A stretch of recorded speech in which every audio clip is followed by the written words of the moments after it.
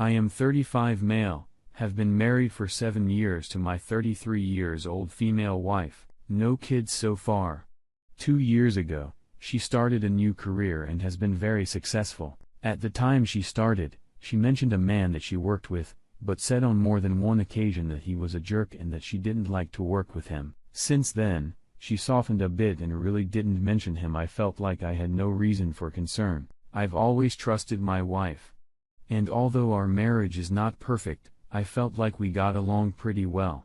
Fast forward to about a month ago, I started noticing some changes in behavior. She was texting a lot more and never letting her phone leave her side. She seemed to have more things going on at night and on the weekends. She became cold toward me and wouldn't reciprocate any affection, and she lied to me several times about strange things. The last lie was when she was packing for a business trip, and I noticed she had purchased a new much more revealing bathing suit than anything I'd ever seen her wear. I asked her about it, and she said she ordered it online, and once she tried it on, she decided it wasn't appropriate for a business trip to Florida with her colleagues, so she left for the trip and took the bathing suit. While she was gone, I decided to do a little digging. I never, in our entire relationship, ever gone through my wife's things, but I'd had enough of all the lies. In one of her work bags, I found the drawing someone had done of her, almost like a caricature, but done on paper from a hotel.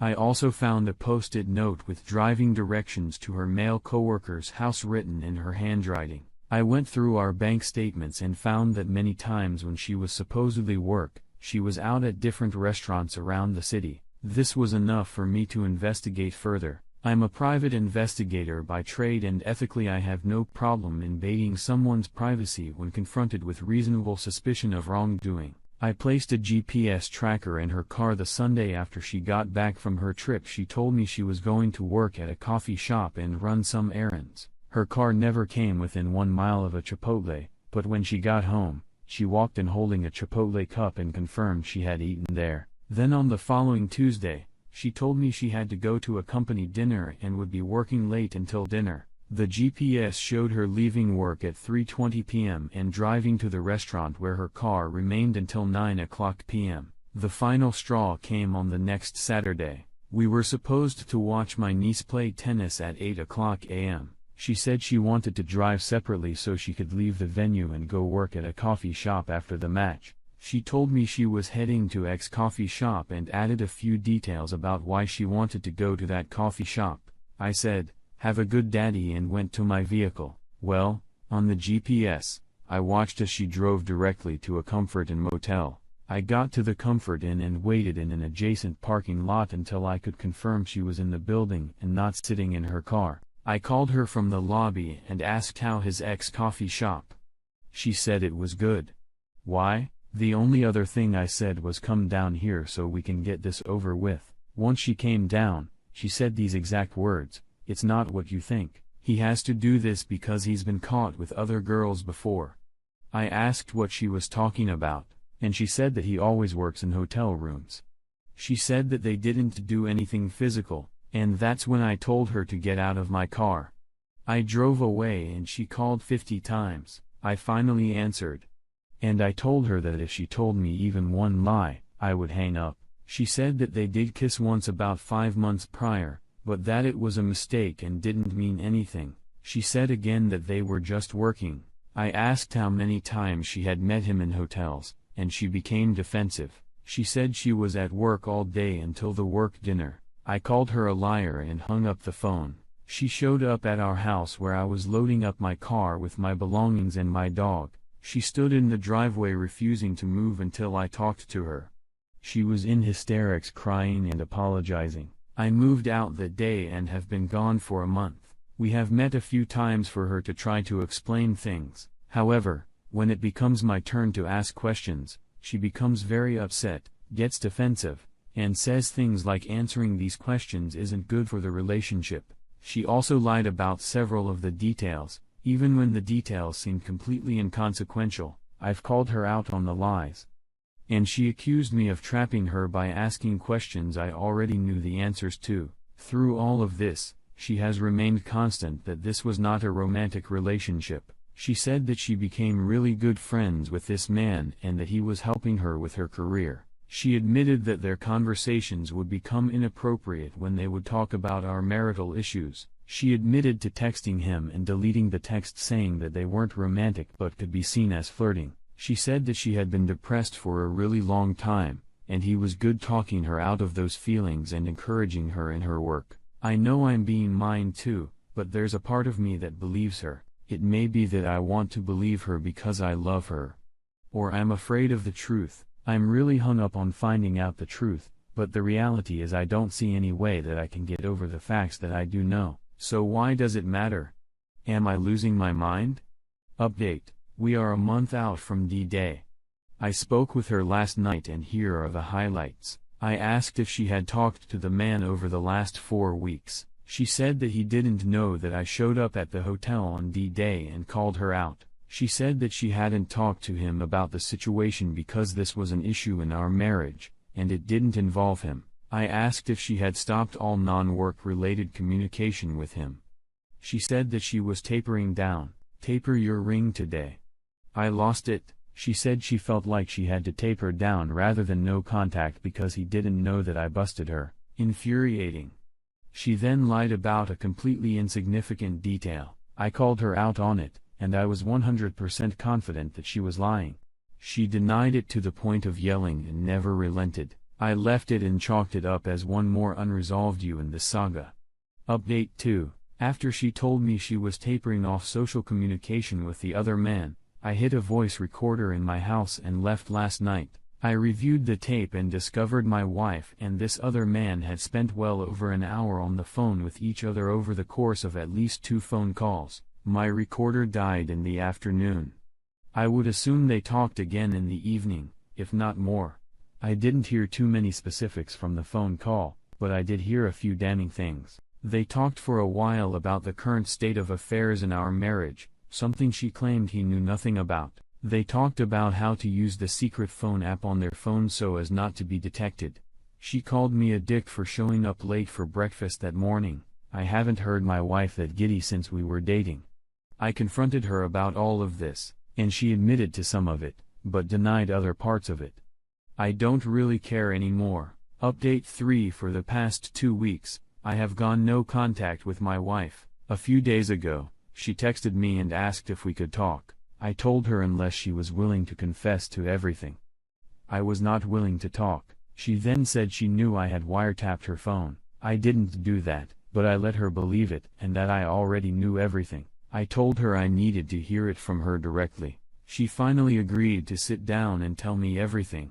She came to my house and confessed that her relationship with the other man was indeed sexual and that it had been going on for the past 6 months. She admitted that she purchased a hotel room one day before our anniversary to be with him.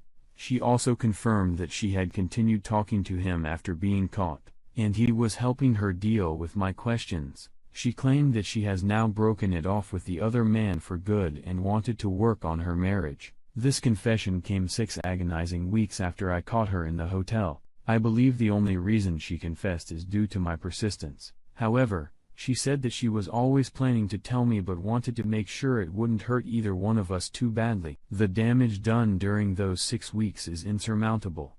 Update first, let me say this. If you're in this situation and you're even remotely suicidal, don't do it. I say don't do it because if you do, you're going to miss out on the greatest time of her life. I mean that 100% sincerely. I know it's impossible to see when you're first going down this road, but trust me, don't miss out on this lie. Now the update, we got divorced. I took my time in making that decision. I wish I wouldn't have taken that time, but who cares? She wanted to stay together for what reason I have no clue. She lied and gaslighted me for an eternity, and that torpedoed any reconciliation possibility for me. It's the hardest thing I've ever gone through. During my marriage, I was all in. I wasn't perfect, but I loved my wife with all my heart and wanted to be with her forever. I would have done anything to make her happy. And I think I did on several occasions. Now that I'm away from that relationship, I can see it for what it was, a narcissist crushing every ounce of energy out of a good person. That marriage was completely one-sided, with one person giving everything and the other person taking even more than could be given. By the end of the marriage, I truly thought I was worthless as a partner. She degraded my profession, my personality, and my looks since getting divorced. My business has flourished, and I've been able to date women that I would have thought were way out of my league. I seriously thought I was ugly, in part because of the way my ex-wife made me feel, but now I'm having gorgeous women much younger than me approach me in bars. I've been in a couple of wonderful relationships with great women. They ended amicably for general compatibility issues, but it illuminated how terrible of a partner my ex-wife really was. I don't have any contact with my ex anymore. I really don't even think about her very often. This divorce became contentious because she thought I was getting too much of the money, even though I was taking less than 50% because I wanted it to go smoothly without breaking up businesses and retirements. Can you imagine that, cheating on someone and then getting sad about the amount of money they're taking, even though it's less than 50%? That hammered home for me that I was making the right decision, and I needed to get away from that garbage as fast as possible. I lost friends in the divorce. Good riddance. Most took my side, but I don't care about those that didn't. They made it easy for me to jettison them. I lost my in-law family. This is one of the hardest parts. I really love some of them, but I get it. I sent enough correspondence to AP's wife that I'm 100% confident she knows. She never contacted me back, and I respect her decision. Some advice: if you're fresh in this nightmare, separate yourself from the situation. This is the only way you're going to be able to think clearly without being gaslighted. Get professional help. I was in therapy for a long time. It helped. Peace. I'm so much stronger now because of it. Surround yourself with friends and family as much as possible. Make healthy choices. Go to the gym, limit drugs and alcohol, get outside, and try to sleep. Take people's advice, but make your own decisions. It's your life. There were some really dark days after D-Day, but after the initial heartache, it has been the best time of my life. I'm truly happy every day. If you're going through this and need some advice from a self-proclaimed expert, hit me up. I'm happy to help. A huge thanks to everyone here who helped me when I was struggling. Cheers. Op. Congratulations and much success on this next chapter of your life. I think so many people will benefit from hearing stories from those who have emerged victorious and in one piece after the initial heartbreak and betrayal. There is life oftentimes better after divorce. You actually caught her in a hotel with AP, and she denied any wrongdoing. She is so delusional. Best of luck to you in your new life. Oh, P, thanks for sharing. Thanks for taking the time to listen to today's story. If you enjoyed the story, please don't forget to like and subscribe if you haven't already. If there is a story you would like to share,